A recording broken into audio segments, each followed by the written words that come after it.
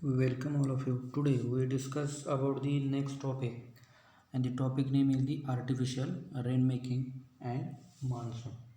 So in this topic we discuss about the what is meant by rainmaking, also what is meant by rainmaking, also different mechanism or different methods of cloud seeding. Also we discuss about the definition of cloud seeding.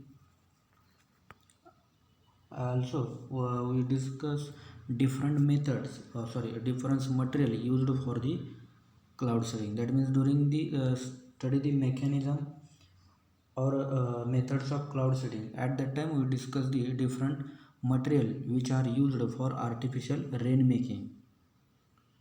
Also we discuss about the some terminology like a southern oscillation, also El Nino, also we discuss about the El Nino southern oscillation. Also we discuss about the in case of monsoon mechanism of monsoon. Also importance of rainfall or monsoon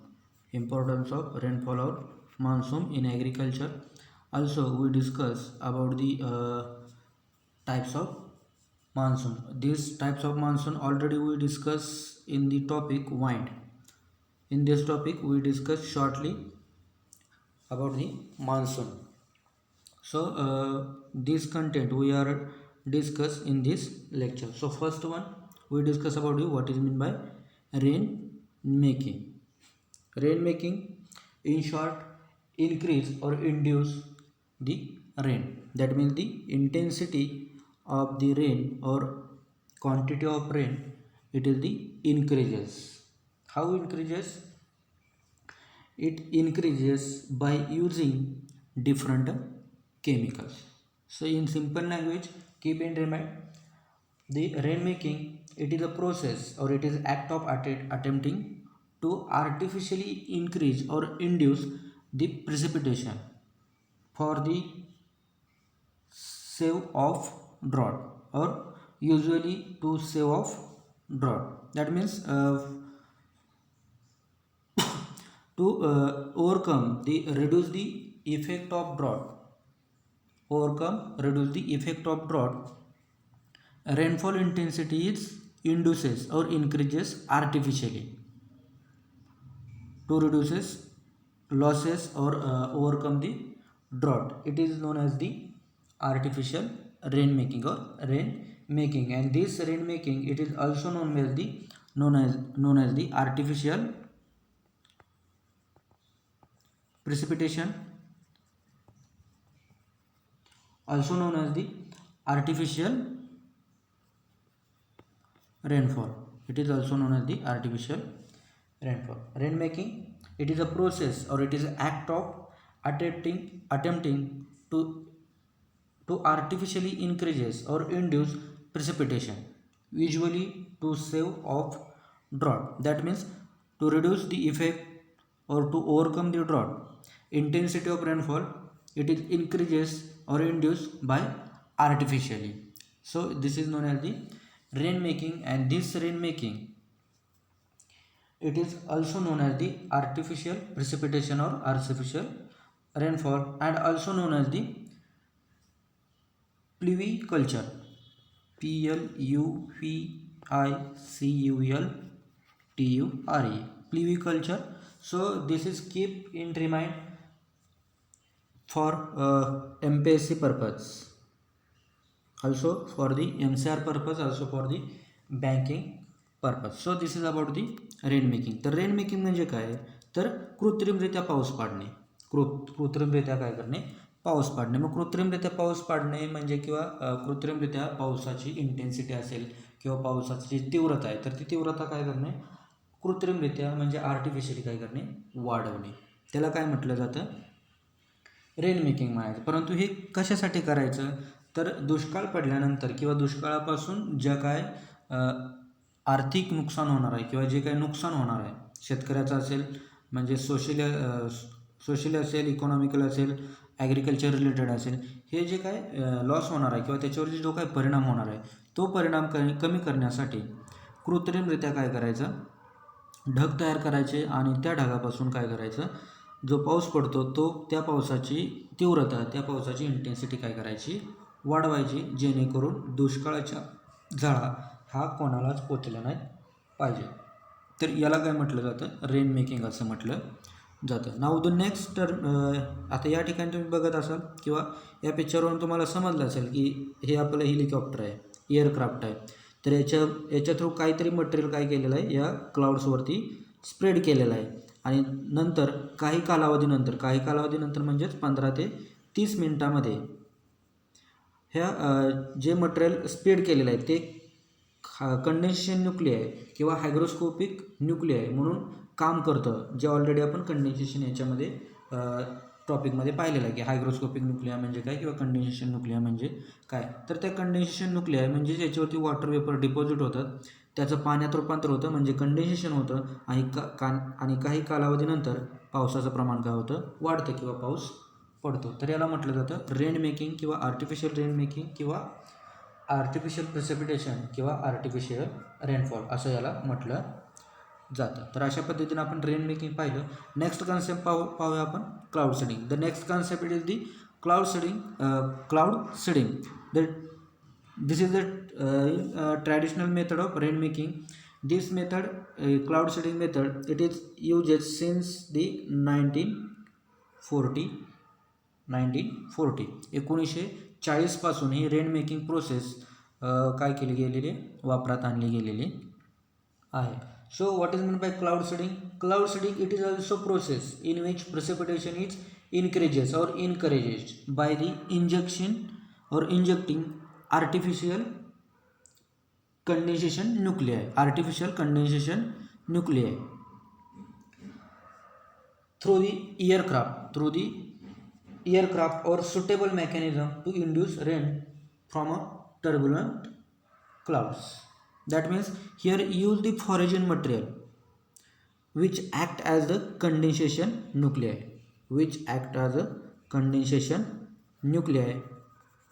and after spraying of this foreign material or condensation nuclei on the clouds, the condensation process increases. That means water vapor is converted into water droplet. After that, different water droplets when comes together due to their heavy weight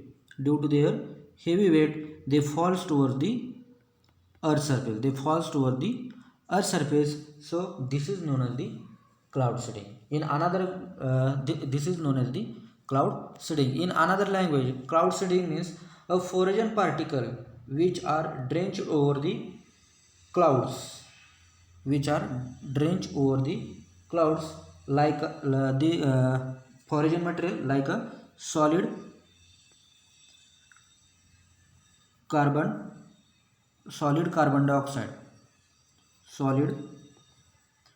dioxide, also silver iodide. This is the silver iodide, also salt powder.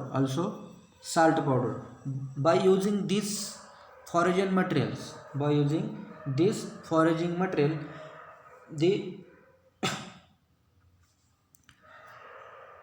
rainfall it increases by using foraging material like a silver iodide, dry ice, that means solid carbon dioxide, and salt.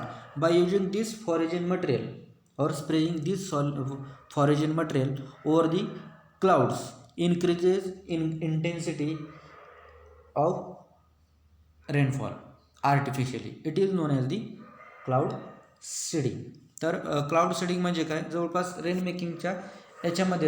मेकिंगच्या सारखेच आहे, परंतु याच्यामध्ये काय की cloud सीडिंगमध्ये आपल्याला वेगवेगळे condensation न्यूक्लिआय म्हणजे त्याला फॉरेजन मटेरियल आपण म्हणत होतो की कंडेन्सेशन न्यूक्लिआय किंवा वेगवेगळे केमिकल्स काय करायचे, वापरायचे. मग त्याच्यामध्ये कोणतं असेल तर त्याच्यामध्ये सिल्वर आयोडाईड असेल किंवा ड्राय आईस असेल. ड्राय आईसला काय म्हटलं जातं, सॉलिड कार्बन डायऑक्साईड, किंवा तिसरं मटेरियल असेल साल्ट.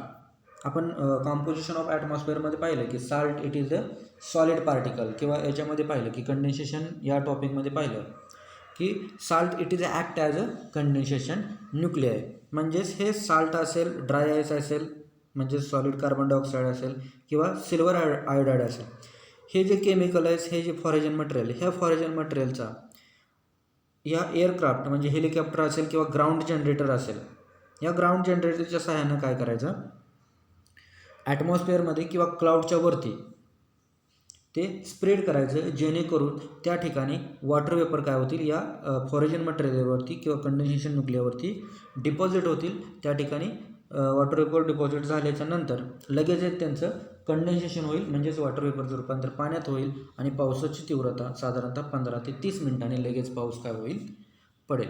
लगेच काय होईल, पाऊस पडेल. तर याला काय म्हटलं जातं, क्लाउड सीडिंग असं म्हटलं जातं. आर्टिफिशियल रेन मेकिंग म्हणजे काय, इंटेन्सिटी वाढवणे. कशाची, पावसाची. आर्टिफिशियली इंटेन्सिटी वाढवणे म्हणजे पावसाचं प्रमाण वाढवणे. तर क्लाउड सीडिंग म्हणजे काय की ढग जे आहे त्याच्यावरती जे फॉरेजन मटेरियलचा वापर करून पाऊस पाडणे, त्याला म्हटलं जातं क्लाउड सीडिंग असं म्हटलं जातं. तर या प्रोसेसमध्ये तुम्ही बघत असाल किंवा या स्टेपमध्ये बघत असाल क्लाउड सीडिंगमध्ये, पहिल्यांदा काय केलेलं आहे, सिल्वर आयोडाईड याचं सोल्युशन बनवलेलं आहे. ते कशामध्ये म्हणजे ते सोल्युशन बनवलं आणि एरोप्लेनच्या सहाय्यानं ते केमिकल जे क्लाउड्स आहेत त्या क्लाउड्सवरती काय केलेलं आहे, स्प्रेड केलेलं आहे. नंतर त्याचं स्प्रेड केल्यानंतर म्हणजे कंडेन्सेशन न्यूक्लियर स्प्रेड केल्यानंतर त्याचं काय झालेलं आहे, या ठिकाणी कंडेन्सेशन झालेलं आहे, म्हणजेच वॉटर वेपरचं पाण्यात रूपांतर झालेलं आहे. आणि थर्ड स्टेजला या ठिकाणी पाहता तुम्ही की कंडेन्सेशन झाल्याच्या नंतर वॉटर ड्रॉपलेट तयार झाले आणि त्याचं वजन वाढल्याच्या नंतर म्हणजे मोठा वॉटर ड्रॉपलेट म्हणजे साधारणतः 0.5 ते 4 मिलीमीटर किंवा याच्यापेक्षा जास्त साईज झाल्याच्या नंतर म्हणजे 5 mm किंवा त्याच्यापेक्षा जास्त साईज झाल्याच्या नंतर वॉटर ड्रॉपलेटचे म्हणजे रेन ड्रॉपची ते पाणी काय झालं, जमिनीकडे यायला लागलं. त्यालाच आपण काय म्हणतो, रेनफॉल किंवा रेन असं म्हणतो, म्हणजे पाऊस पडायला लागला. So this is about the cloud seeding. Now the next we discuss about the different mechanism for the cloud seeding. This cloud seeding technique, it is developed or discovered, or the principle of cloud seeding is discovered by the scientist Vincent Schaeffer in 1946. The scientist Vincent Schaeffer in 1946, the principle of cloud seeding it is discovered. This is important for semester end theory exam, also for different competitive exam related to agriculture or civil service exam. In July 1946, scientist Vincent Schaeffer discovered the principle of cloud seeding, that means artificial rain making. And this principle or this cloud seeding mechanism or cloud seeding methods is divided into two types. First one is the cold cloud seeding, second one is the warm cloud seeding. Cold cloud seeding. Cold cloud seeding, it is also known as the cold season cloud seeding, or also known as the winter cloud seeding. This cold cloud seeding is also known by the different two name. First one is the cool or cold season cloud seeding. Second one is the winter cloud seeding. And this cloud seeding again divided into two types. Here first one, dry ice seeding, that means in that solid carbon dioxide it is used for the cloud seeding. Next one, silver iodide, that means here silver iodide is used for the cold cloud seeding, that means the cold season cloud seeding, or also winter cloud seeding. This is the first mechanism, and the mechanism is the cold cloud seeding. Next one is the warm cloud seeding.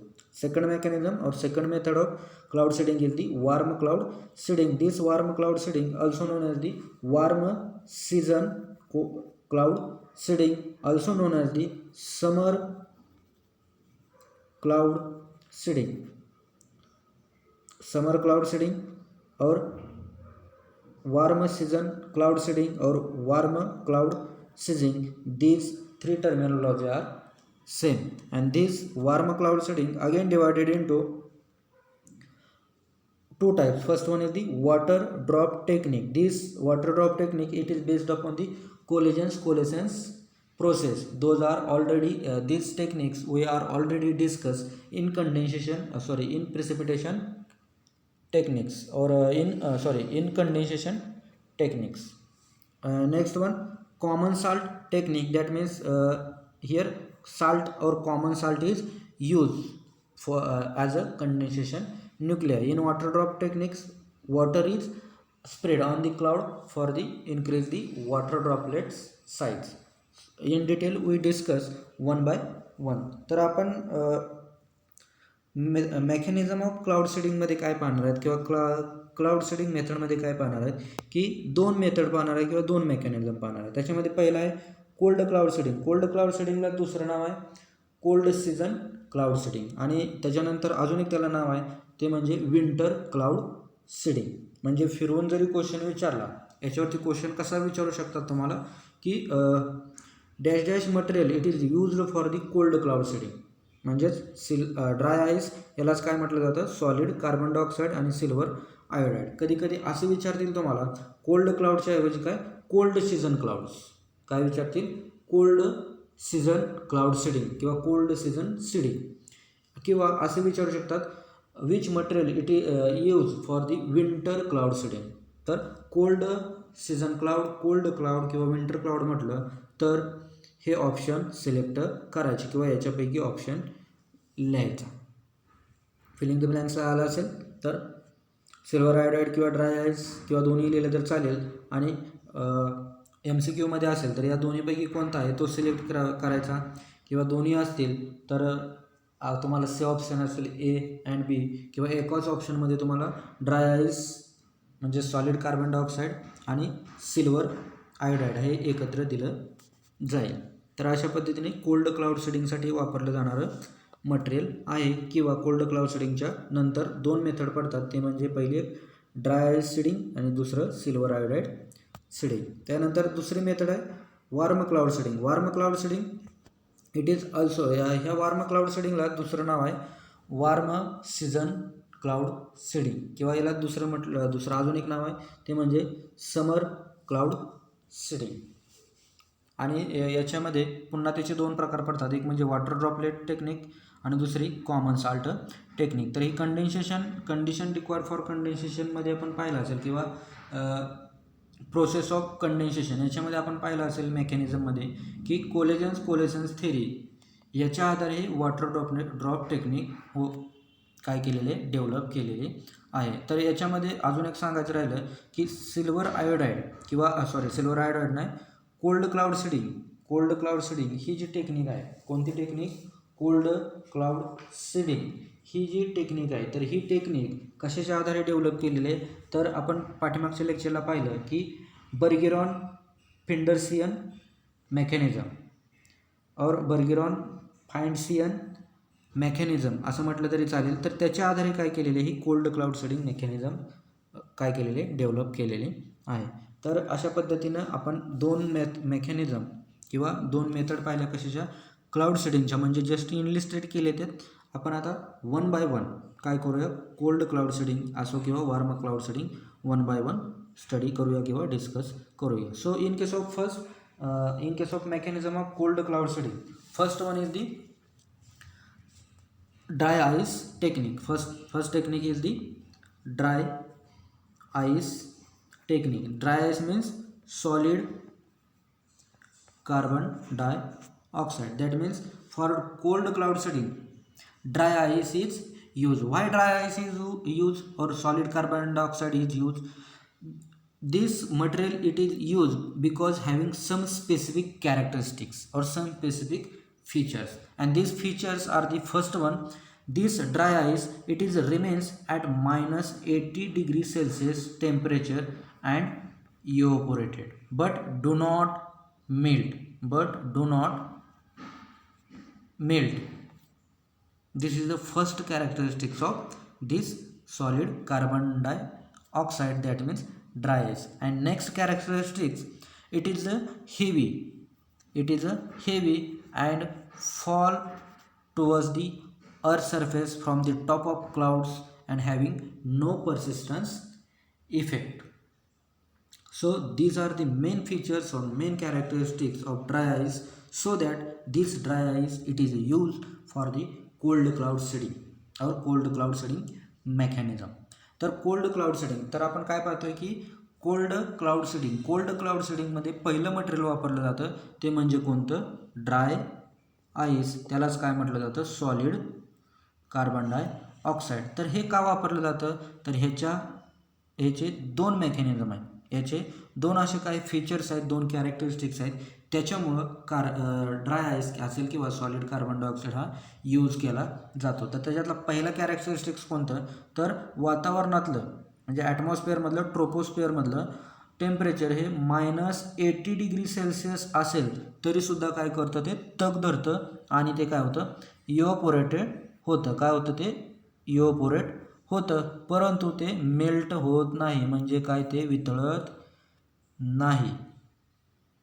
पहिलं characteristics काय की dry ice हा -80 degree Celsius टेम्परेचरला सुद्धा तग धरू शकतो आणि इव्हपोरेट होऊ शकतो, म्हणजे त्याचं बाष्पीभवन होतं, परंतु ते वितळत नाही, त्याचं मेल्टिंग होत नाही. हे पहिलं मुख्य कारण आहे कशाचं, ड्राय आईस यूज करण्याचं. दुसरं कारण काय, तर हे ड्राय आईस कसं आहे, हेवी आहे, म्हणजे वजन त्याचं जास्त आहे आणि वजन जास्त असल्यामुळं ते ज्यावेळेस त्याचं कॉम्बिनेशन होईल, डिफरंट ड्राय आईसचं ज्यावेळेस कॉम्बिनेशन होईल किंवा त्याच्यामुळं वॉटर वेपरचं रूपांतर पाण्यामध्ये होईल, म्हणजे कंडेन्सेशन होईल, त्यावेळेस त्याचं वजन वाढल्यामुळं काय होणार आहे की ज्या ठिकाणी ते ढग आहेत त्या ढगात न राहता ते पृथ्वीकडे यायला लागतील. म्हणजेच या ठिकाणी काय होणार आहे, पाऊस असेल किंवा बर्फ असेल, याचं इंटेन्सिटी असेल किंवा इंटेन्सिटी काय होणार आहे, त्याची वाढणार आहे. तर या दोन मुख्य कारणामुळं ड्राय आईस काय केला जातो किंवा सॉलिड कार्बन डायऑक्साईड काय केला जातो, क्लाउड सीडिंगसाठी यूज केला जातो. So this is about the characteristics of dry ice. Now we discuss about the steps involve in the dry ice cloud seeding or cold cloud seeding by using dry ice. In that, first, by using ground generator or by using aircrafts. By using ground generator or by using aircrafts, the mixture of dry ice or pellets of dry ice, it is spread on the clouds. It is spread on the clouds, and the pellets having size 0.5 to 1 centimeter size, it is released on the clouds in the steady form. After this releasing of dry ice on the clouds, that means this dry ice it is act as a condensation nuclei. That means when this dry ice it is released on the clouds, the different water vapor it is deposited on the dry ice, that means solid carbon dioxide, and condensation is beginning. After condensation is beginning, or sublimation also start. Due to this sublimation process or due to this condensation process, the water vapor is converted into water droplet or ice crystal, and when this combination with the dry ice also, their weight of water vapor as well as dry ice is increases, and due to increasing their weight, the water droplet as well as the ice particle, those are formed due to this spraying or spreading of the dry ice. These fall on the earth surface within 15 to 30 minutes, and that means it is artificially rainfall is induced or increases. So this is about the cold cloud seeding. In case of cold cloud seeding, dry ice. तर आपण cold cloud सीडिंगमध्ये काय पाहिलं की dry ice काय use केलं जातं आणि त्याचबरोबर आपण स्टेप पाहिलं. तर स्टेपमध्ये पहिली गोष्ट काय करायची, ड्राय आईसचं सोल्युशन असेल ते सोल्युशन बनवायचं आणि ते सोल्युशन बनवल्यानंतर हे ग्राउंड जनरेटरच्या सहाय्यानं किंवा एअरक्राफ्ट म्हणजेच एरोप्लेनच्या सहाय्यानं असेल किंवा हेलिकॉप्टरच्या सहाय्यानं साधारणतः 0.5 ते 1 सेंटीमीटर साईजचे ड्राय आईस पार्टिकल किंवा त्याला पिलेट्स असं म्हणू किंवा तुकडे असं म्हणू, ते तुकडे काय करायचे, या जे क्लाउड्स आहेत वातावरणात जे क्लाउड्स प्रेझेंट आहेत त्या क्लाउड्सवरती काय करायचे, रिलीज करायचे. आणि ह्या क्लाउड्सवरती जे ड्राय आईस रिलीज केल्याच्या नंतर काही कालावधीनंतर म्हणजे साधारणतः 15 ते 30 मिनिट या कालावधीमध्ये काय होतं की जे काय वॉटर वेपर ह्या ढगामध्ये किंवा वातावरणात प्रेझेंट आहेत ते काय होतात, ह्या ड्राय आईसवरती डिपॉझिट होतात. म्हणजेच ड्राय आईस काय म्हणून काम करतं, तर कंडेन्सेशन न्यूक्लिआय किंवा हायग्रोस्कोपिक न्यूक्लिआय म्हणून काय करतं, काम करतं. म्हणजे ज्यावेळेस ह्या कंडेन्सेशन न्यूक्लिआय म्हणजे ड्राय आईस ह्या क्लाउड्सवरती स्प्रेड केल्यानंतर वॉटर वेपर काय होतं त्याच्यावरती डिपॉझिट होतात आणि ह्या ड्राय आईसवरती वॉटर वेपर डिपॉझिट झाल्यानंतर त्या ठिकाणी सुद्धा काय होतं, बर्फ तयार होतं किंवा पाणी तयार होतं, म्हणजेच कंडेन्सेशन होतं. आणि जसजसं कंडेन्सेशन होईल, सब्लिमेशन होईल, पाण्यात किंवा बर्फात रूपांतर होईल, तसतसं त्या ड्राय आईसची साईज वाढेल किंवा वॉटर ड्रॉपलेटची साईज वाढेल आणि ते पृथ्वीकडे काय होईल, यायला लागतात. कशामुळं, तर त्याचं वजन वाढल्यामुळं म्हणजेच ग्रॅव्हिटी फोर्समुळं ते आकाशामध्ये किंवा ढगामध्ये न थांबता ते कुठे येणार, जमिनीवरती पडणार. म्हणजेच काय होणार, आर्टिफिशियली पाऊस किंवा आर्टिफिशियली स्नो पाडला जाणार किंवा त्याची इंटेन्सिटी काय होणार आहे, वाढली जाणार आहे. तर अशा पद्धतीने कृत्रिमरित्या पाऊस पाडला जातो. So this is about the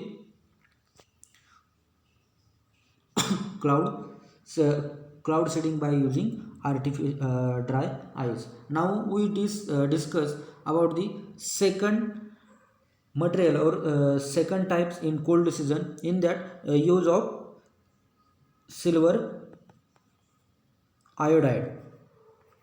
Silver iodide is used for the cold cloud seeding. For the cold cloud seeding by using silver iodide, there are use of ground generator or sometime aircraft. In that cold cloud seeding or silver iodide, the solution of silver iodide, it is prepared. Also by smoke of this silver iodide is released in the atmosphere by using ground generator. If ground generator is used for the seeding of silver iodide or also release of silver iodide, or when aircraft is used for the release of silver iodide on the cloud surface, the smoke is generated or smoke is released on the clouds. After smoke is released on the clouds, when the smoke is reaches on the cloud surface or on the cloud surface, when the temperature of the clouds is become -5 degrees Celsius, this smoke is converted into ice particle. Its smoke is converted into ice particle, and the formation of ice particle or water, it is goes towards the earth surface due to the heavy weight. Or when this smoke of the silver iodide is released or spread over the supercooled clouds. Supercooled clouds means it is a cool clouds but do not occurrence the rain. This is known as the supercooled. That means the clouds, those are cool but rain not occurs. These clouds is known as the supercooled clouds. And when this smoke of the silver iodide, it is released on the supercooled clouds at -4 degrees Celsius, this smoke or ice crystal, silver iodide ice crystal are formed at a temperature -4 degrees Celsius, and also the increases the ice particle or condensation process with decrease in the temperature, and due to increasing the intensity of the ice crystal or condensation process in super cold clouds or clouds, due to the heavy weight, the rain or ice particle is falling towards the earth's surface. That means artificially rainfall is occurs. This is known as the cold cloud seeding by using silver iodide. तर या प्रोसेसमध्ये silver आयोडाईडचा use करून cold cloud seeding करायचं आपल्याला. मग याच्यामध्ये cold cloud seeding silver आयोडाईडचा उपयोग केला तर या ठिकाणी तुम्हाला ग्राउंड जनरेटर आणि एअरक्राफ्टचा यूज करावा लागणार आहे. म्हणजे एअरक्राफ्टच्या सहाय्यानं सिल्वर आयोडाईडचा धूर असेल म्हणजे स्मोक असेल, किंवा जनरेटरच्या सहाय्यानं धूर तयार करून तो ढगामध्ये काय करावं लागेल आपल्याला, किंवा आकाशामध्ये ॲटमॉस्फिअरमध्ये सोडावा लागेल. तर याच्यामध्ये प्रोसेस किंवा स्टेपमध्ये बघा की सुरुवातीला सिल्वर आयोडाईडचे सोल्युशन तयार करून ते काय करायचं आहे, ॲटमॉस्फिअरमध्ये ग्राउंड जनरेटरच्या सहाय्यानं किंवा एअरक्राफ्टच्या सहाय्यानं काय करायचं आहे, स्प्रेड करायचं आहे ज्या ठिकाणी क्लाउड्स आहेत त्या ठिकाणी. त्याच्यानंतर सिल्वर आयोडाईड ज्यावेळेस ढगावरती पोचतात किंवा ढगामध्ये पोचतात त्यावेळेस त्याचं काय होतं, या ठिकाणी तिसरी प्रोसेस पहा, silver iodides add in the formation of ice crystal. म्हणजेच त्याचं काय होतं, सिल्वर आयोडाईडचं म्हणजे जो स्मोक आहे, जो धूर आहे, त्याचं काय होतं, आईस क्रिस्टल म्हणजे बर्फामध्ये रूपांतर होतं. आणि ज्यानंतर बर्फाचं रूपांतर जास्त प्रमाणात झालं, म्हणजेच क्लाउड्स असतील तर -5 डिग्री सेल्सिअसला काय होणार आहे, त्या स्मोकचं रूपांतर बर्फात होणार आहे. आणि जर सुपर कोल्ड क्लाउड्स असतील तर -4 डिग्री सेल्सिअसला, किंवा जसजसं टेम्परेचर कमी कमी होत जाईल तसं काय होणार आहे, दी आईस पार्टिकल फॉर्मेशन जास्त होत जाणार. म्हणजे -5, -6, -7 जसजसं टेम्परेचर वाढत जाईल तसं याच्यामध्ये जास्त प्रमाणात म्हणजे लवकर काय होणार आहे, आईस पार्टिकल तयार होणार. आणि त्या आईस पार्टिकल पुन्हा त्याचं कॉम्बिनेशन झालं म्हणजे त्यांची वजन जर वाढलं त्या आईस पार्टिकलचं, तर ग्रॅव्हिटी फोर्समुळं ते आईस पार्टिकल काय होणार आहे, जमिनीकडे येणार आहे. म्हणजे त्याला आपण काय म्हणतो, गारांचा पाऊस पडला किंवा बर्फ पडला असं म्हणतो. तर अशा पद्धतीनं सिल्वर आयोडाईडचा उपयोग करून काय करायचं आहे, आपल्याला कोल्ड क्लाउड सीडिंग करायचं आहे. तर अशा पद्धतीनं आपण पहिलं मेकॅनिझम, कोल्ड क्लाउड सीडिंगचं पहिलं मेकॅनिझम पाहिलं. आणि त्या पहिल्या मेकॅनिझममध्ये काय पाहिलं, एक म्हणजे ड्राय आईस आणि दुसरा म्हणजे सिल्वर आयोडाईडचा उपयोग करून. म्हणजे याच्यावरती तुम्हाला असा क्वेश्चन येऊ शकतो, which material it is used for the cold cloud seeding.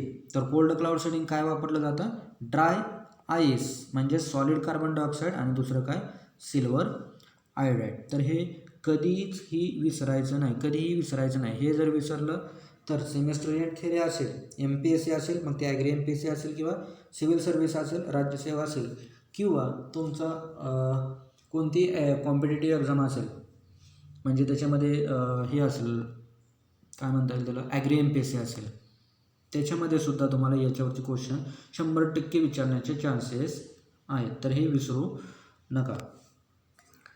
तर अशा पद्धतीनं आपण काय पाहिलं, cold cloud seeding. Now we discuss about the second mechanism, warm season clouds or warm cloud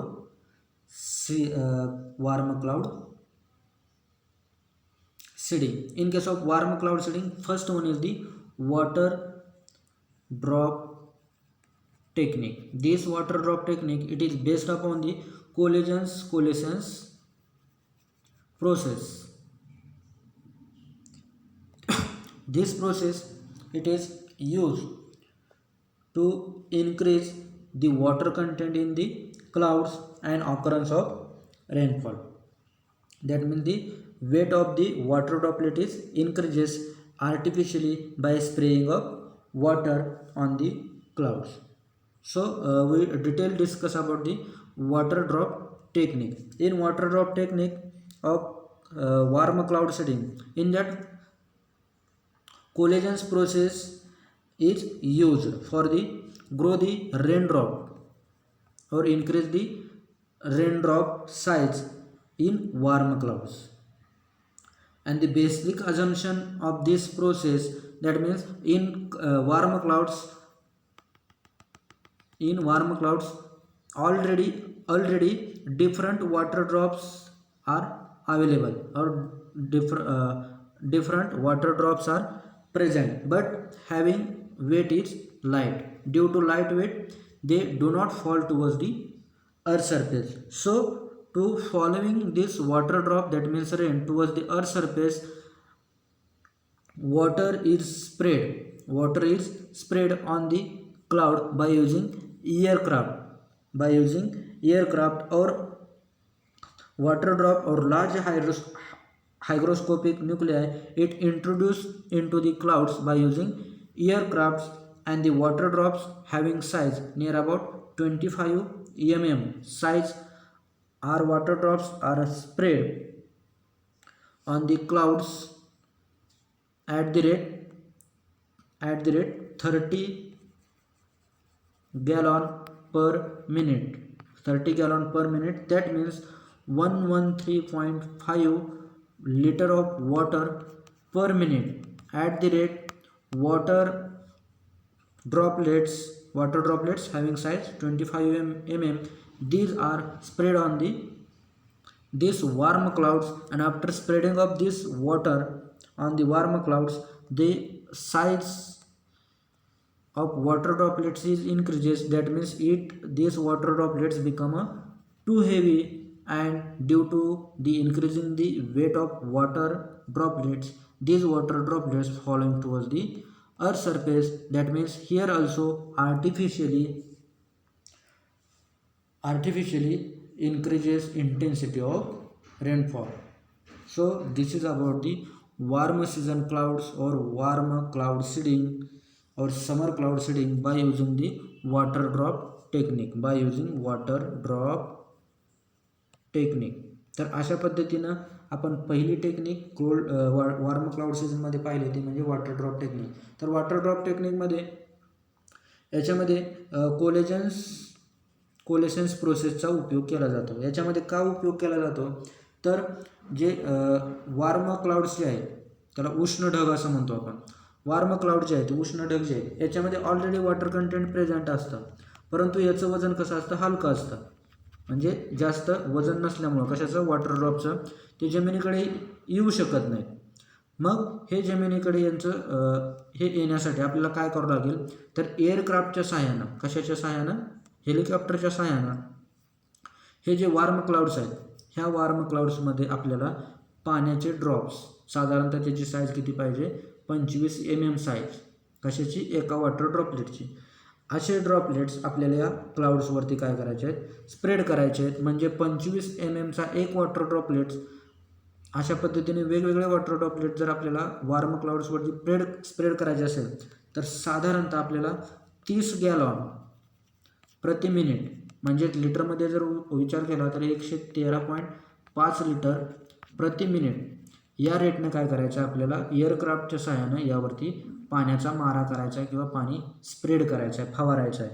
जेणेकरून काय होईल, की ज्यावेळेस हे पाणी साधारणतः 25 mm साईजचे वॉटर ड्रॉपलेट्स याच्यावरती स्प्रेड केल्यानंतर काय होणार आहे, की याच्यामधले अगोदरचे वॉटर ड्रॉपलेट जे आहेत, ते वॉटर ड्रॉपलेट काय करणार, की नंतर स्प्रेड केलेले वॉटर ड्रॉपलेट आणि अगोदरचे वॉटर ड्रॉपलेट याचं कॉम्बिनेशन होणार. म्हणजेच काय होणार, ते एकमेकावरती आदळणार, त्यांचं कॉम्बिनेशन होणार, आणि ह्यांचं वजन वाढल्याच्या नंतर ते काय होणार आहे, वजन वाढल्याच्या नंतर ते जमिनीकडे काय होणार आहे, त्यांचं स्थलांतर होणार आहे, ते जमिनीकडे जायला लागणार आहे. म्हणजेच काय होणार आहे, या ठिकाणी आर्टिफिशियली म्हणजे कृत्रिम पाऊस पाडला जाणार आहे.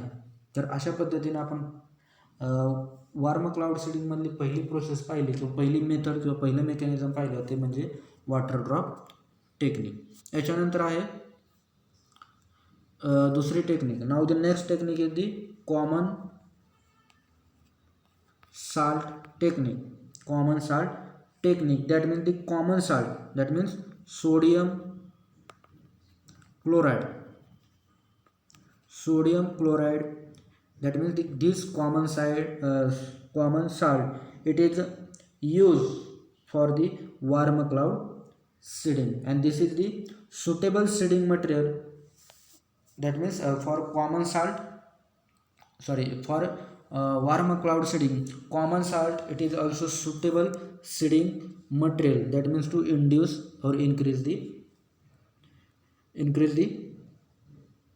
raindrop or rainfall intensity. So for warm cloud seeding, common salt, it is used at the rate 10% solution. 10% solution, that means 100 gram per liter of water. By using this concentration, prepare the solution of common salt, and this common salt, it is spread on the warm clouds by using aircraft or also by using ground generator. And after seeding of these clouds, after this seeding of this common salt, these different water vapors are present in atmosphere. Those are deposited on salt particle, and after that condensation is occurs, and also increases the condensation process in warm cloud seeding. And due to increasing condensation process, the water vapor is rapidly forming warm clouds, and due to increasing condensation process, size of water droplet is increases and it become too heavy, and it's falling towards the earth surface, and like that artificial rainfall is occurs. In preparing solution of common salt for artificial rain making, before spraying this common salt, it also mixed with the soap for the avoid practical problem. If this soap and salt, common salt, this mixture is prepared, it is helpful to avoid the practical problems. तर अशा पद्धतीने common साल्टचा काय केला जातो, उपयोग केला. तर common salt हे सुद्धा काय म्हणजे सोडियम क्लोराईड, हे म्हणजे मीठ आपण त्याला म्हणतो, ते मीठ सुद्धा काय केलं जातं की कशासाठी वापरलं जातं, तर वार्म क्लाउड सीडिंगसाठी, म्हणजे कृत्रिमरित्या पाऊस पाडण्यासाठी, उष्ण ढगापासून पाऊस पाडण्यासाठी उपयोग केला जातो. तर याचा उपयोग करत असताना म्हणजे साधारणतः 10% सोल्युशन म्हणजे 100 ग्रॅम कॉमन साल्ट एका लिटर पाण्यात मिक्स करून याचं सोल्युशन बनवायचं, आणि सोल्युशन बनवत असताना याच्यामध्ये सोपसुद्धा ॲड करायचा. सोप म्हणजे साबण, या ठिकाणी त्याचं मिक्सचर बनवायचं, म्हणजे त्याच्यामध्ये ॲड करायचं. कशासाठी, तर प्रॅक्टिकल प्रॉब्लेम काही येऊ नये यासाठी. तर हे मिक्सचर, या पद्धतीने मिक्सचर तयार केलं, तर हे मिक्सचर काय करायचं, एअरक्राफ्ट किंवा ग्राउंड जनरेटरच्या साहाय्यानं वार्म क्लाउड्सवरती स्प्रेड करायचं, आणि स्प्रेड केल्याच्या नंतर वातावरणातल्या ज्या किंवा त्या ढगातल्या वार्म क्लाउडमध्ये जे काय वॉटर वेपर आहे, ते वॉटर वेपर या साल्ट पार्टिकलवरती डिपॉझिट होणार, आणि त्याच्यानंतर कंडेन्सेशन होणार. कंडेन्सेशन म्हणजेच काय, तर आपण पाहिलं वॉटर वेपरचं रूपांतर पाण्यात होणार, आणि जास्त वॉटर वेपर झाले तर ते जास्त वॉटर वेपर झाल्याच्यामुळं त्यांची साईज काय होते, वाढणार, वॉटर ड्रॉपलेटची साईज वाढणार, आणि पुन्हा ते पृथ्वीकडे यायला लागणार. तर अशा पद्धतीनं आर्टिफिशियली रेनफॉल काय केला जातो, इन्क्रीज केला जातो, किंवा कृत्रिमरित्या पाऊस पाडला जातो. तर अशा पद्धतीनं आपण आर्टिफिशियल रेन मेकिंग हा पॉईंट पाहिला. तर हे आपण आतापर्यंत डिस्कस केलेलं कशाच्या बाबतीत होतं, रेन मेकिंग, क्लाउड सीडिंग आणि मेकॅनिझम ऑफ आर्टिफिशियल रेनफॉल किंवा क्लाउड सीडिंग. आता याच्यानंतर पाहणार आहेत आपण mechanism of monsoon. Already in topic 1 we are discuss about the what is by monsoon, also which factors are responsible for occurrence of monsoon on Indian continent. Also we discuss about the different types, that means southwest monsoon and northeast monsoon. So in short, or some terminology like El Nino, southern oscillation, or El Nino southern oscillation. This technique also we discuss in this monsoon content. So first term, monsoon. So what is meant by monsoon? Monsoon, this is the Arabic word. This is the Arabic word. That means monsoon is derived from the Arabic words, and the Arabic word is the Mosim, and Mosim means the season. That means any phenomena it occurs in monsoon content. These are these phenomena. It is or any event for a season.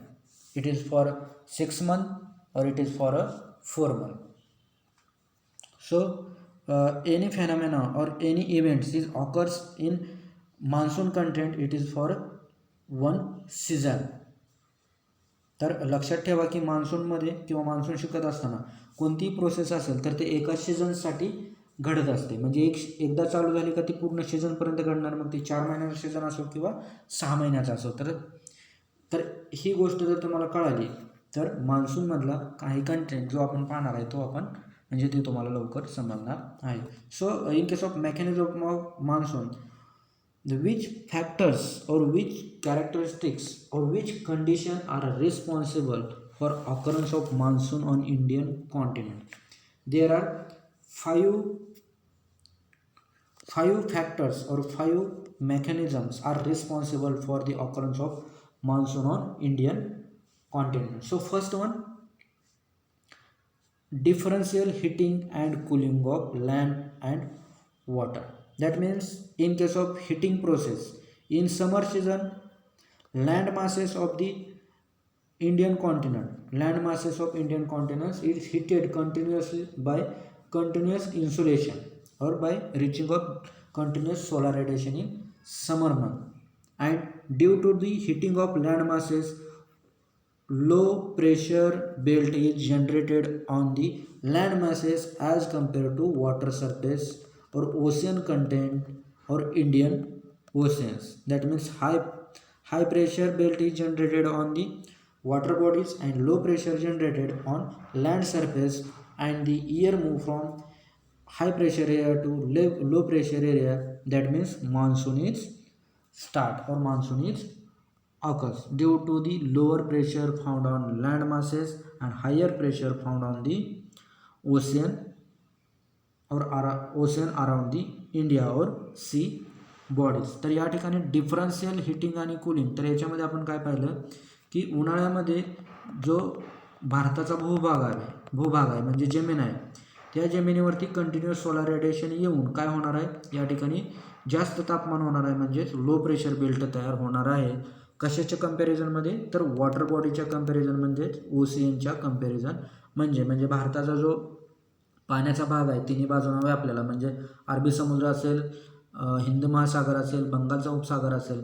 तर याच्या कंपॅरिझनमध्ये पाहिलं तर land masses म्हणजे इंडियाच्या भूभागावरती land मासेसवरती जास्त तापमानामुळं काय होणार आहे, कमी दाबाचा पट्टा तयार होणार आहे आणि पाण्याच्या सरफेस म्हणजे समुद्रावरती जास्त दाबाचा पट्टा तयार होणार आहे. आणि आपण ऑलरेडी शिकलो आहे की वारं कुठं वाहतं, जास्त दाबाच्या पट्ट्याकडून कमी दाबाच्या पट्ट्याकडे वाहतं.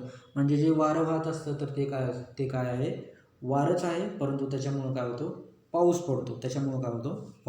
पडतो. म्हणजेच काय आहे, तो मान्सून आहे. आणि ही कंडिशन कधीपर्यंत घडते, म्हणजेच जूनला चालू होते आणि साधारणतः ही म्हणजे साऊथ वेस्ट मान्सूनच्या बाबतीत पाहिलं तर सप्टेंबरपर्यंत पाऊस पडतो आणि परतीचा पाऊस हा सप्टेंबर एंडिंग म्हणजे 1 ऑक्टोबरपासून साधारणतः 15 डिसेंबरपर्यंत चालू राहतो. म्हणजे ही सीझन टू सीझन काय होते, प्रोसेस चालू राहते. तर म्हणजे त्याच्यासाठीच तुम्हाला अगोदर सांगितलं होतं की मान्सून म्हणजे काय तर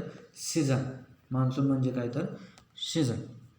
So first mechanism is differential heating and cooling of land and water. Next one, shift in the position of ITCZ. Here ITCZ means intertropical convergence zone. That means it is the low pressure belt. It is also known as the equator or equatorial trough, and it is situated at 5 degree north and 5 degree south. 5 degree north and 5 degree south. During summer season,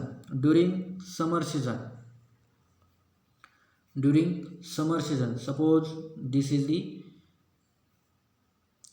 equator, 5 degree north and 5 degree south. Here Himalaya region or Ganga region, due to continuous heating of these land masses of India, here low pressure belt is created, and this low pressure belt is created in land masses or Gangas or Himalaya region of the uh, Himalaya region. This low pressure belt is shifted towards the Indian land masses. Indian land masses. That means here, due to generated or created of low pressure belts, wind is moved towards low pressure belt from the high pressure belt. म्हणजे या ठिकाणी बघा की आपण पाठीमागच्याही लेक्चरला पाहिलं, म्हणजे कोणत्या wind या टॉपिकमध्ये. तर या ठिकाणी 5 डिग्री नॉर्थ आणि 5 डिग्री साऊथला काय आहे,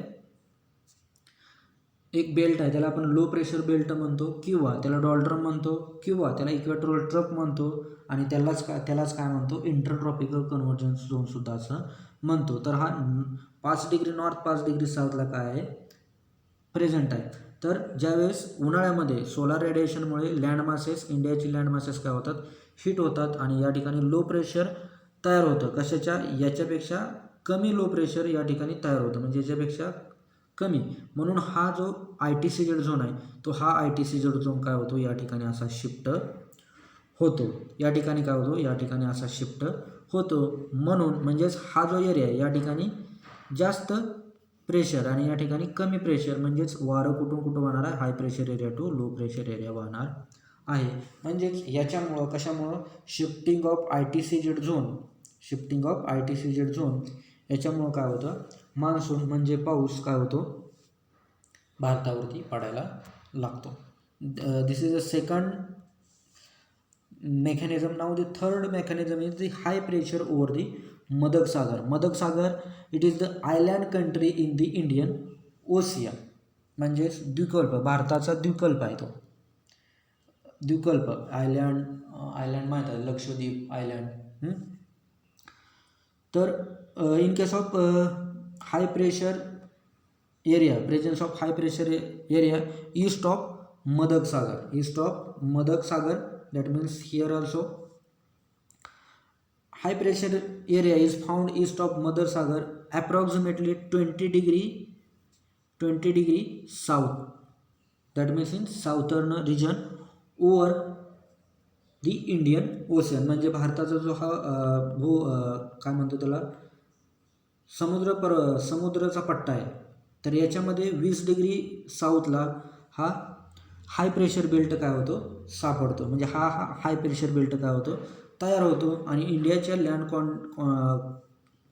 लँड मासेसवरती काय होतं, लो प्रेशर बेल्ट तयार झालेला असतो, म्हणजे समर सीझनमध्ये. म्हणजेच या ठिकाणी हाय प्रेशर बेल्ट, या ठिकाणी लो प्रेशर बेल्ट. तर विंड कुठं व्हायला लागते, high pressure belt to low pressure belt. तर याच्यामुळं सुद्धा काय होतं, मान्सून येतो, म्हणजे पाऊस काय होतो, भारताच्या भूभागावरती पडतो. Now the next fourth mechanism, intensive heating of the Tibetan plateau, म्हणजे तिबेटचं पठार, तिबेटचं काय पठार. In case of Tibetan plateau, during summer season this Tibetan plateau, that means land masses is also heated, that means low pressure is created, and due to creation of low pressure on Tibetan plateau, that means due to continuous heating of Tibetan plateau from the mean sea level at 9 kilometer height, from mean sea level at 9 kilometer height over the Tibetan plateau, air currents are generated. That means vertical movement of the air is start, and due to this vertical air current or strong vertical currents at 9 kilometer height over the plateau from the mean sea level, this monsoon is occurs. म्हणजे या ठिकाणी बघा की Tibetan belt जो आहे, म्हणजे तिबेटचा पठार आहे, त्या ठिकाणी काय होतं, समर सीझनमध्ये कंटिन्युअस हिटिंगमुळं काय होतं, लो प्रेशर बेल्ट तयार होतो. आणि main C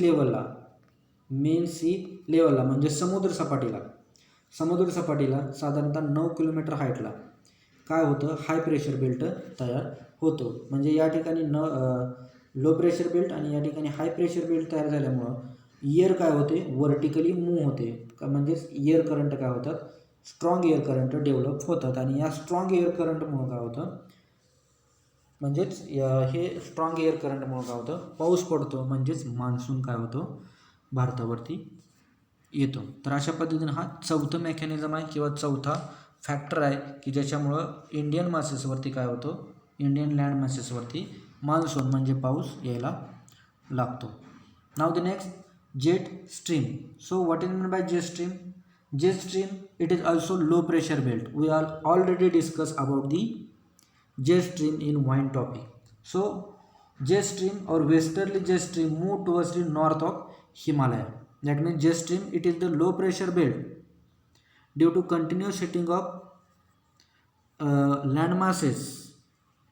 Low pressure belt is created towards the north Himalaya, and due to the low pressure belt is created on Himalaya region in summer season, this low pressure belt, that means jet stream, this westerly jet stream, that means it is move from west to east, that means it is westerly, and this westerly jet stream it is move towards the low pressure belt, that means in Himalaya region, that means in Himalaya region over the Indian peninsula. Jet stream it is present over the Indian peninsula, that means त्याला भारताचा द्वीपकल्प त्याच्यावरती जो jet stream कमी दाबाचा पट्टा तयार झालेला असतो, तो कमी दाबाचा हा लो प्रेशर बेल्ट तो काय होतो, हिमालयाकडे शिफ्ट होतो. कधी, समर सीझनमध्ये. कशामुळं, तर या ठिकाणी सुद्धा याच्यापेक्षा, या जेट स्ट्रीमपेक्षा या ठिकाणी कमी दाबाचा पट्टा तयार झालेला असतो. त्याच्यामुळं म्हणजे वारं काय होतं, या कमी दाबाच्या पट्ट्याकडे मूव्ह व्हायला लागतं, म्हणून इंडियाच्या लँड मासेसवरती किंवा इंडियावरती काय होतो, पाऊस पडतो. तर अशा पद्धतीनं आपण मेकॅनिझम ऑफ इंडियन मान्सून पाहिलेलं आहे. काय पाहिलेलं आहे, mechanism of Indian monsoon. Next one we discuss about the southern oscillation.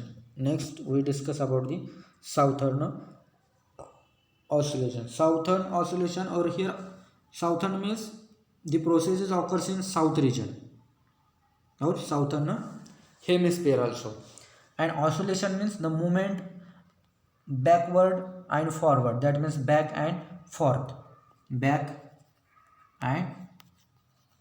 म्हणजेच मागे पुढे.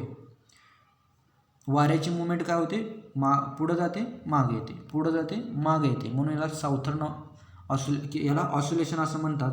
आणि ही प्रोसेस काय होते, साऊथर्न रिजनमधून सुरुवात होते. या प्रोसेसला काय होते, साऊथर्न रिजनमधून सुरुवात होते, म्हणून याला साऊथर्न ऑसिलेशन असं म्हटलं जातं. So what is mean Southern oscillation? Southern oscillation in short, Southern oscillation means the periodic changes in pressure condition and wind. Periodic changes in pressure condition, it is known as the southern oscillation. So in case of Indian Ocean, in case of here the South America, here North America, here Australia, and here Asia. In Asia India is present, or this is the part of Indian Ocean, or it is the part of Pacific Ocean, or eastern South Pacific Ocean, or east part of the South Pacific Ocean. This is the South Pacific Ocean, it is the east part of the South Pacific Ocean, and it is the east part of the Indian Ocean.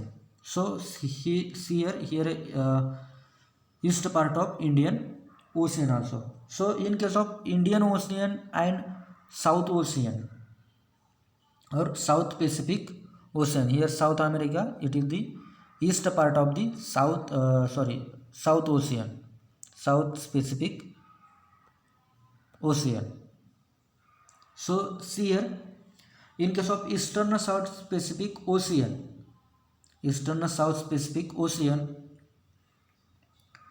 and Indian South Pacific ocean. In case of South Pacific Ocean or Eastern South Pacific Ocean, here cool water is present and here warm water.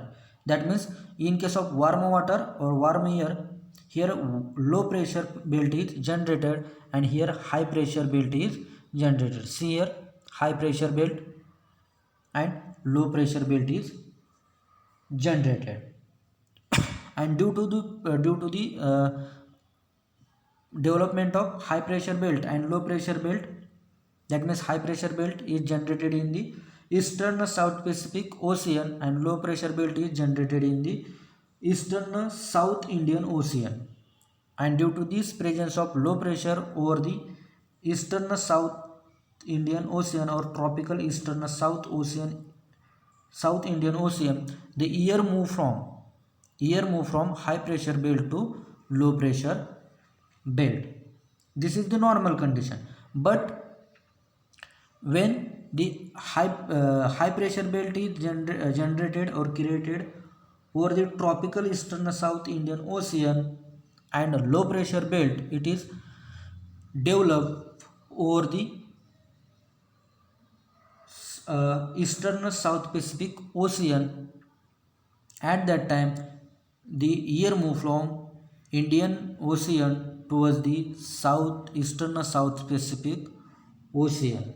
So this is the interchanges of, or this is the periodic changes in pressure condition or wind. This is known as the southern oscillation. So this is known as the southern oscillation. तर Southern oscillation म्हणजेच काय, तर या ठिकाणी बघा हा south America, हा north America, इथं ऑस्ट्रेलिया, इथं आशिया म्हणजे या ठिकाणी इंडियाचा पार्ट आला. तर याच्यामध्ये आपल्याला फक्त दोन गोष्टी लक्षात ठेवायचं आहे की इंडियाचा ओशियन पार्ट हा इंडियाचा ओशियन पार्ट आणि पॅसिफिक महासागराचा हा ईस्टर्न साऊथ पॅसिफिक रिजन. तर याच्यामध्ये बघा की ईस्टर्न साऊथ पॅसिफिक रिजनला कमी दाबाचा पट्टा तयार झाला, म्हणजेच या ठिकाणचं वॉटर कसं आहे, कूल आहे. आणि इंडियाच्या ईस्टर्न ओशियन रिजनला म्हणजे पश्चिमेकडील समुद्राचा पश्चिमेकडील भाग, तर या ठिकाणी वॉर्म वॉटर आहे, म्हणजेच लो प्रेशर बेल्ट तयार झाला. म्हणजे या ठिकाणी कमी दाबाचा पट्टा आणि या ठिकाणी जास्त दाबाचा पट्टा तयार झाला. आणि आपल्याला माहीत आहे जास्त दाबाच्या पट्ट्याकडून कमी दाबाच्या पट्ट्याकडे काय होतं, एअर मूव्ह होतं. म्हणजे या ठिकाणी प्रेशर काय झालेलं आहे, वेगवेगळं आहे, त्याच्यामुळे एअर काय होते, मूव्ह होते. ही झाली नॉर्मल कंडिशनला, म्हणजे मान्सून सीझनला आपल्याकडे पाऊस पडतो. तर ज्यावेळेस आपल्याकडे दुष्काळ पडतो किंवा हीच प्रोसेस रिव्हर्स होते. ही प्रोसेस म्हणजे कोणती, की लो प्रेशर या ठिकाणी, हाय प्रेशर या ठिकाणी, ही नॉर्मल कंडिशन झाली. परंतु याच्या उलट प्रोसेस झाली. म्हणजे काय झालं, तर या ठिकाणी हाय प्रेशर बेल्ट तयार झाला आणि या ठिकाणी लो प्रेशर बेल्ट तयार झाला. हाय प्रेशर बेल्ट कुठं तयार झाला, ईस्टर्न साऊथ इंडियन ओशियन म्हणजे आग्नेय भागाकडे. कशाच्या, भारताचा जो समुद्र भाग आहे त्याच्या आग्नेय भागामध्ये जास्त दाबाचा पट्टा आणि हिंद महासागराच्या म्हणजे पॅसिफिक महासागराच्या आग्नेय भागाकडे कमी दाबाचा पट्टा तयार झाला. त्याच्यामुळं काय होणार आहे, इंडियन ओशियनकडून पॅसिफिक ओशियनकडे वारं व्हायला लागणार आहे. म्हणजेच प्रेशर काय झालेलं आहे, या ठिकाणी चेंजेस झालेला आहे आणि त्याच्यामुळं वारं काय झालेलं आहे, उलटं व्हायला लागलेलं आहे. तर ही प्रोसेस एखाद्या पिरियडमध्ये म्हणजे ते एखाद्या सीझनसाठी होते. म्हणजेच काय म्हणता येईल, जून ते सप्टेंबर असेल किंवा कोणती नॉर्थ ईस्ट मान्सूनमध्ये पाहिला आपण परतीचा पाऊस, तर त्या ठिकाणी ऑक्टोबर ते 15 डिसेंबरपर्यंत असेल. तर ह्या पिरियडमध्ये जे वारं उलटं व्हाईल, म्हणजे सुरुवातीला लो प्रेशर टू हाय आणि नंतर ज्या ठिकाणी लो प्रेशर आणि या ठिकाणी हाय प्रेशर बेल्ट तयार झाल्यावर पुन्हा वारं उलटं व्हाईल, या प्रोसेसला काय म्हटलं जातं, साऊथर्न ऑसिलेशन असं म्हटलं जातं. म्हणजे थोडक्यात शॉर्टकटमध्ये लक्षात ठेवा की आपल्याकडे ज्यावेळेस पाऊस पडत असतो, म्हणजे सध्याच्या कंडिशनला, त्यावेळेस इंडियन कॉन्टिनेंटकडे कमी दाबाचा पट्टा तयार झालेला असतो आणि कंटिन्युअस पाऊस पडल्यामुळं पुन्हा तेच वारं उलटं व्हायला लागतं, म्हणजे ते पुन्हा समुद्राकडे व्हायला लागतं. अशी कंडिशन आग्नेय भारताच्या समुद्राचा आग्नेय भाग आणि हिंद महासागराचा आग्नेय भाग या दोन्हीमध्ये ही प्रोसेस होते, म्हणून याला साऊथर्न ऑसिलेशन असं म्हटलं जातं. तर शॉर्टकटमध्ये हे असं लक्षात ठेवा. तर साध्या आणि सोप्या भाषेमध्ये Southern oscillation means periodic changes in pressure condition and wind. It is known as the southern oscillation and shortcutly it is indicated by SO. It is shortcutly or in short form or abbreviation of southern oscillation is SO. Now we discuss about the El Nino process.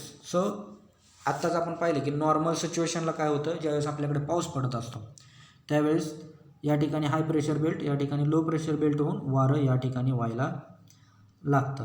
तर याच्या उलटी process झाल्याच्या नंतर वारं म्हणजेच high pressure कुठं, Indian ocean, आणि low pressure कुठं तर पेरू रिजन म्हणजे काय, साऊथ अमेरिकेमध्ये, म्हणजेच south Pacific ocean, eastern south Pacific ओशियनला काय होतं, लो प्रेशर बेल्ट तयार होतो आणि वारं कुठून वाहतं, इंडियन ओशियनकडून साऊथर्न ओशियन म्हणजे पेरू रिजनमध्ये व्हायला लागतं. त्यावेळेस मात्र आपल्याकडे पाऊस पडत नाही, आपल्याकडे काय होतो, ड्रॉट येतो. त्यावेळेस काय होतो, आपल्याकडे ड्रॉट येतो. त्या कंडिशनला काय म्हटलं जातं, अल निनो असं म्हटलं जातं. साध्या आणि सोप्या भाषेमध्ये लक्षात ठेवा, El Nino, what is mean by El Nino? El Nino means due to increase in pressure of Peru region or increase the pressure of eastern South Pacific region, wind is blowing towards the southern region or South America or Peru region, and due to increase in temperature of the ocean, the less rainfall or no rainfall, that means drought, it occurs on India or our country. So this is known as the El Nino. In simple language, that means this El Nino condition, it is related to southern oscillation. It is related to southern oscillation. So this is known as the El Nino southern oscillation. In scientific meaning, El Nino southern oscillation means the change in pressure condition, it is related to or it is connected to the El Nino. So this phenomena, it is referred as the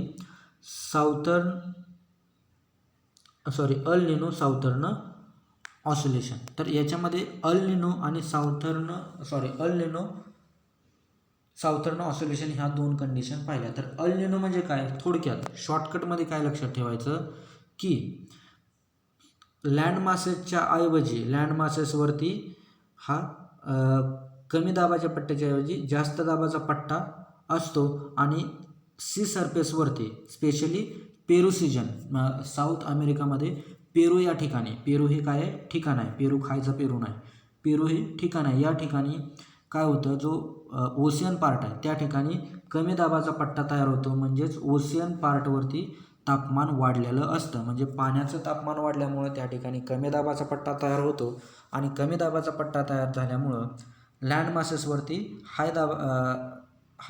जास्त दाबाचा पट्टा तयार असतो ओशियनच्या related.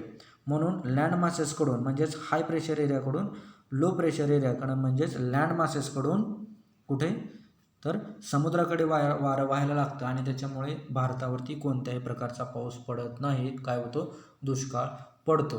कधीही कोणीही विचारलं अल निनोचा effect काय, तर साधा आणि सोपं सांगायचं की अल निनोमुळं भारतावरती दुष्काळ होतो, कोणत्या प्रकारचा पाऊस पडत नाही. त्याला काय म्हटलं जातं, अल निनो असं म्हटलं जातं. आणि अल निनो हा 2 ते 5 वर्षातून एकदा ही अल निनो प्रोसेस घडते, म्हणजे 2 किंवा 5 वर्षात किंवा 2 ते 5 वर्षात कधीतरी, म्हणजेच एखाद्या वर्षी 2 ते 5 वर्षात एखाद्या वर्षी तरी दुष्काळ येतो, म्हणजेच अल निनो प्रोसेस घडत असते. कंटिन्युअस पाऊस लँड मासेसवरती पडत नसतो, कधी ना कधीतरी दुष्काळ पडतोच, आणि तो दुष्काळ 2 ते 5 वर्षातनं एकदा पडतो, हमखास पडतो, म्हणजेच ते काय होतं, अल निनो प्रोसेस घडलेली असते. तर अशा पद्धतीनं आपण अल निनो पाहिलं आणि ह्या अल निनो सिच्युएशनमुळं काय होतं, अल निनो साऊथर्न ऑसिलेशन कंडिशन घडते. म्हणजेच काय होतं की पॅसिफिक महासागरात, साऊथ पॅसिफिक महासागरात म्हणजे ज्या ठिकाणी पेरू रिजन आहे त्या ठिकाणी कमी दाबाचा पट्ट्या तयार झाल्यामुळं इंडियन ओशियनकडून काय होतं, साऊथ पॅसिफिक रिजनकडे वारं व्हायला लागतं. म्हणजे लँड मासेसवरती पाऊस पडत नाही. म्हणजेच या ठिकाणी वारं कुठं व्हायला लागतं, अल निनो ज्या ठिकाणी क्रिएट झालेलं आहे त्या ठिकाणी ऑसिलेशन होतं. म्हणजेच म्हणून त्याला अल निनो साऊथर्न ऑसिलेशन असं म्हटलं जातं आहे. म्हणजेच Southern oscillation it is a condition or changes in pressure condition are connected to the El Nino process. So this is known as the El Nino Southern oscillation. तर अशा पद्धतीनेही आपण अल निनो साऊथर्न ऑसिलेशन, अल निनो किंवा साऊथर्न ऑसिलेशन ही condition पाहिलेली आहे. तर नोट्समध्ये तुमच्या जर तुम्ही पाहायला गेले तर बरेच त्या ठिकाणी पॉईंट दिलेले आहेत. ते म्हणजे first condition, second condition, third condition, fourth condition, fifth condition. त्या कंडिशन काय आहेत तर जे आपण मेकॅनिझम ऑफ मान्सून पाहिलं तर त्याच कंडिशन त्याच्यामध्ये दिलेल्या आहेत. त्यामुळं मी या ठिकाणी ती काही घेत नाही आणि वेळ तुमचा जास्त घेत नाही. याच्यानंतर लास्ट पार्ट आहे. तर या ठिकाणी बघा, तुम्हाला आत्ता जे मी सांगितलं एव्हरी 2 to 5 years अल निनो कंडिशन ऑकर्स. तर हे लक्षात ठेवा. तुम्हाला MPSC असेल, UPSC असेल, बँकिंग असेल, कोणतीही कॉम्पिटेटिव्ह एक्झाम असेल किंवा आपली सेमिस्टर इन थिअरी एक्झाम असेल त्याच्यासाठी तुम्हाला हे महत्त्वाचं आहे. तर तुम्हाला जर विचारलं अल निनो म्हणजे काय, तर काय सांगायचं की भारतावरती दुष्काळ पडतो तो रिजन. म्हणजेच अल निनो म्हणजे थोडक्यात समुद्रावरचं तापमान काय झालेलं असतं, वाढलेलं असतं. म्हणजे समुद्रावरती लो प्रेशर बेल्ट तयार झालेला असतो आणि इंडियाच्या लँड मासेसवरती हाय प्रेशर बेल्ट तयार झालेला असतो. त्यामुळं वारं काय होतं, समुद्राच्या कडेनं वाहतं, म्हणून आपल्याकडे पाऊस पडत नाही. आणि अल निनो हा क्रिसमस टाईमच्या वेळेस म्हणजेच ज्यावेळेस 25 डिसेंबर असेल त्यावेळेस हा अल निनोचा इफेक्ट काय करतं, आय एम डी काय करतं, काय म्हणता येईल त्याला, पब्लिश करतं. म्हणजे अल निनोचा इफेक्ट कसा आहे, म्हणजे भारतावरती पाऊस पडणार आहे की नाही हे 25 डिसेंबरला म्हणजे क्रिसमसच्या वेळेस काय करतं, रेकॉर्डिंग करून सांगतं. म्हणजेच की क्रिसमसचा अर्थ काय, अ बेबी और अ चाइल्ड असा त्याचा अर्थ होतो. तर अशा पद्धतीने आपण पाहिलं तर याच्या अल निनोच्या विरोधी एक प्रोसेस आहे ती म्हणजे ला निनो.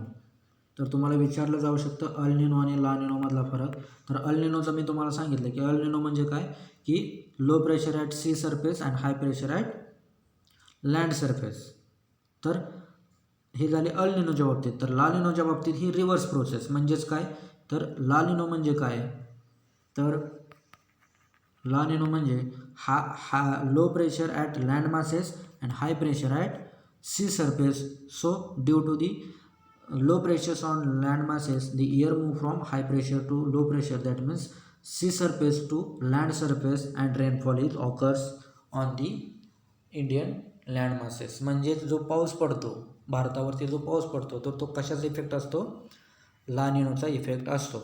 कोणीही विचारलं, कधीही विचारलं तर तुम्हाला ते माहीत असायला पाहिजे अल निनो आणि ला निनो म्हणजे काय. हे जर माहीत नाही तर तुम्हाला मेट्रोलॉजी काहीच कळालेलं नाही.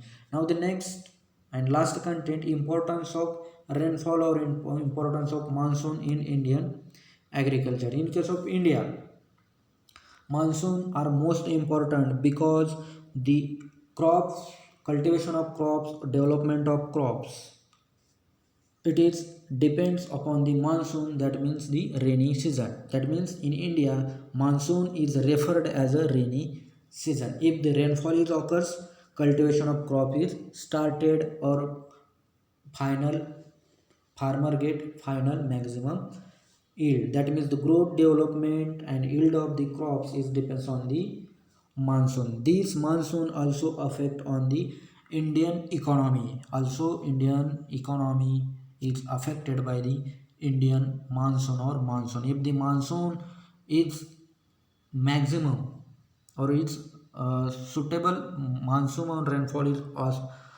available or occurrence in Indian continent, the maximum crops is cultivated in different season, that means kharif, rabi and summer season also, due to the availability of water. That means here monsoon is maximum occurs, that means normal monsoon means 96% to 104% rainfall is occurs, that means normal monsoon is occurs. At that time the different water storing structure, that means dam, river, canal, these are fully flow, these are fully flow, that means maximum water is stored, and due to store the rainfall in different storage structure, different crops or crops in different season can be cultivated by farmer, that means kharif, rabi or summer season also. And due to this cultivation of crops in different season, farmer get maximum yield, and also Indian economy is increases. म्हणजे आत्ताच्या कंडिशनला तुम्ही पाहत असाल की बाबा कोरोनाच्या काळामध्ये सुद्धा काय झालेलं आहे, इंडियन इकॉनॉमी सुधारली आहे. कशामुळं? तर शेतीमुळं. त्यामुळे तुम्ही स्टॅटिस्टिक्स ठेवला असता, आवर कल्चर इज द ॲग्रिकल्चर. तर ते तुम्हाला कळत असेल. तर मला एवढंच सांगायचं आहे की पाऊस पडल्यामुळं इंडियन इकॉनॉमी सुधारली जाऊ शकते. Also the India or Indian farmer, it is also enjoy the long hours of sunshine during the winter month, and so during also in winter month rainfall is occurs, and this rainfall is occurs due to western disturbance. And when this rainfall is occurs in winter season, this rainfall it is utilized as a supplementary irrigation for the crops. Also in case of monsoon, if the monsoon is delayed, the planting of crops or cultivation of crop is affected without the irrigation. That means here irrigation is available, the crop is cultivated or planted at recommended date, but without availability of rainfall or without availability of water or irrigation water, or due to delayed in monsoon, cultivation or planting of crop is affected. Also in case of rain or also in case of monsoon, if the poor rain or poor monsoon is occurs, at that time poor growing season is available to crop. That means the crops are affected by water, or that means it can lead to starvation, and due to yield of crop is decreases. After that, in case of heavy rain, due to heavy rains, it leads to flooding, soil erosion and landslides. That means here due to heavy region, flood condition is occurs, soil erosion is occurs, that means loss of soil surface or soil, here landslides is occurs, and due to and this process is affect on the crop yield.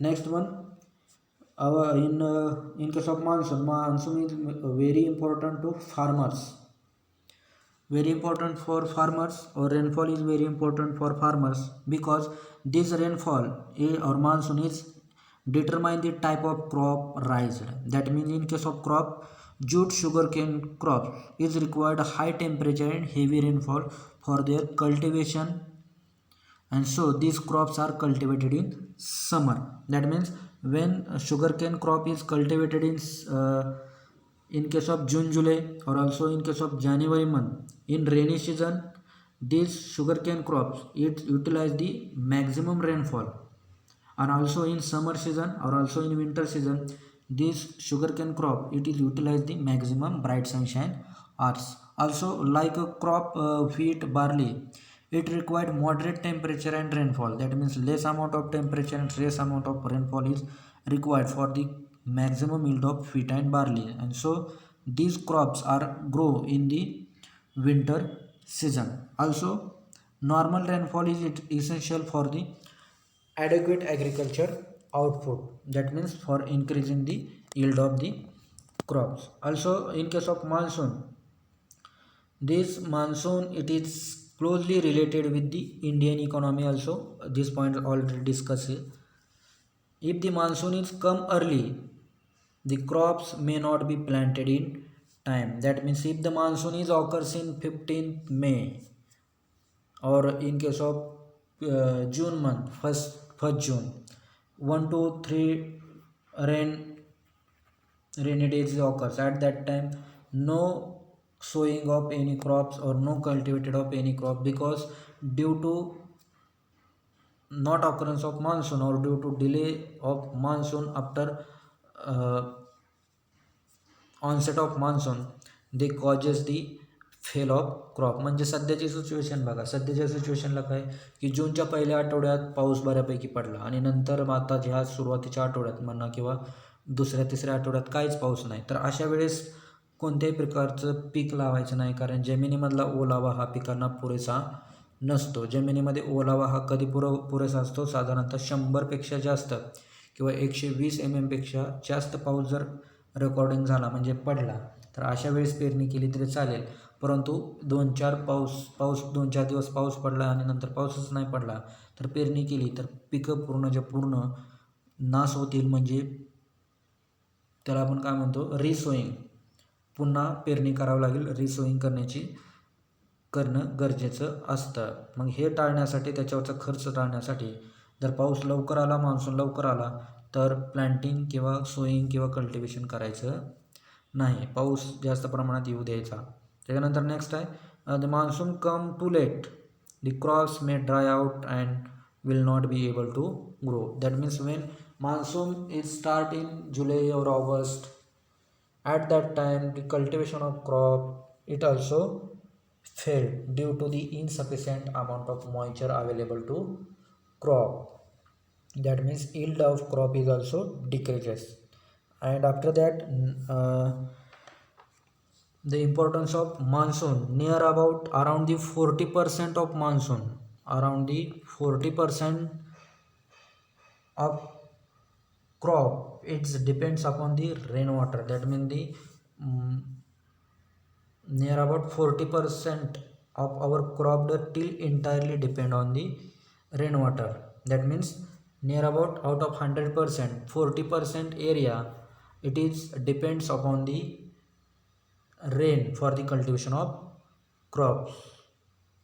So this is about the importance of monsoon. तर अशा पद्धतीनं आपला हा topic कोणता, artificial rain making आणि monsoon या ठिकाणी संपला. धन्यवाद.